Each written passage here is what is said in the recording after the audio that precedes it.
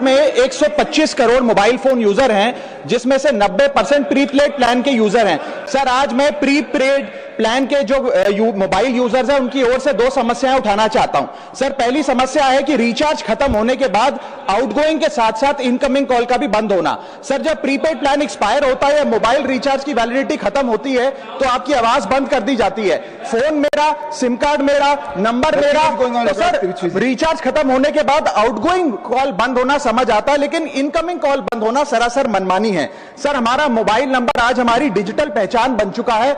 Essential communication जैसे कि UPI payment, banking OTP, train ticket OTP, PAN Aadhaar authentication, interview का call, hospital का call, मां बाप का गांव से कॉल, तमाम चीजें इनकमिंग कॉल और इनकमिंग एसएमएस से आती है और वो इसलिए बंद कर दिया जाता है कि इंसान एक रिचार्ज कराना भूल गया। सर, इनकमिंग कॉल बंद करना is not stopping of a service, ये हमारे राइट टू कम्युनिकेशन को स्टॉप करने जैसा है। सर, जैसे आपका आधार कार्ड इसलिए एक्सपायर नहीं हो जाता कि आपने डिटेल अपडेट नहीं करी, या आपका बैंक का खाता इसलिए बंद नहीं हो जाता कि आपने मंथली डिपॉजिट जमा नहीं किया, या आपका वोटर आईडी इसलिए सस्पेंड नहीं हो जाता कि आप एक चुनाव में वोट डालना भूल गए, ठीक उसी तरह आपका मोबाइल नंबर इसलिए सस्पेंड और डीएक्टिवेट नहीं होना चाहिए कि आप एक रिचार्ज भूल गए। सर, मैं सदन में फ्री आउटगोइंग की मांग नहीं कर रहा, फ्री डेटा की मांग नहीं कर रहा, लेकिन इनकमिंग कॉल फैसिलिटी की गारंटी होनी चाहिए। मेरी 3 स्पेसिफिक मांग है। पहली, प्रीपेड मोबाइल कनेक्शन में इनकमिंग कॉल और इनकमिंग एसएमएस कम से कम 1 साल तक कंटिन्यू रहे, चलता रहे from the date of the last recharge, ताकि एसेंशियल कम्युनिकेशन चलती रहे।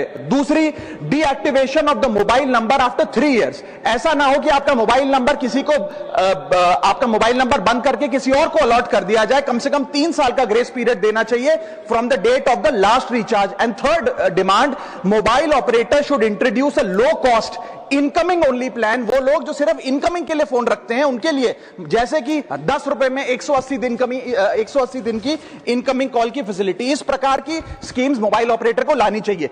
दूसरी समस्या जो प्रीपेड कस्टमर्स फेस करते हैं वो है टेलीकॉम ऑपरेटर का 28 दिन का मंथली रिचार्ज। साल में सर महीने 12 होते हैं, लेकिन 28 दिन की रिचार्ज के माध्यम से 13 टाइम्स रिचार्ज कराना पड़ता है। कैसे सर? 28 दिन into 13 times is equal to 364 days. ये एक बड़ी क्लेवर स्ट्रैटेजी है जिसके चलते आपको फीलिंग 30 दिन की देते हैं, लेकिन आपसे डीलिंग 28 दिन की करते हैं। सर, दुनिया में हर जगह बिलिंग साइकिल कैलेंडर मंथ के हिसाब से होती है, 30 या 31 दिन।